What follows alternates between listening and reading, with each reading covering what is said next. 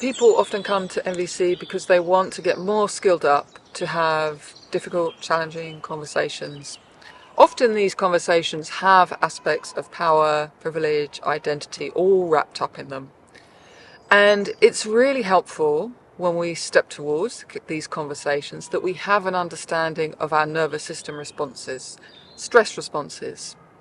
When there's a pressure, like a comment or an email or a text, we have a response to this. And if we can understand these responses, that is a resource for us for when we have a conversation.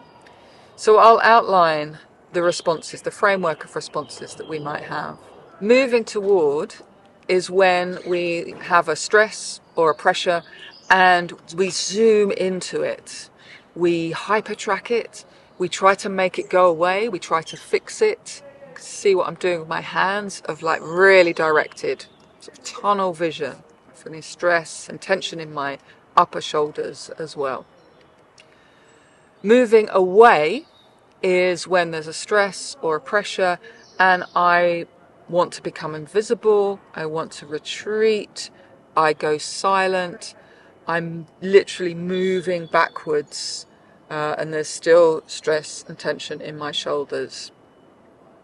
And moving against is when, again, there's a stress or a pressure and I want to fight it.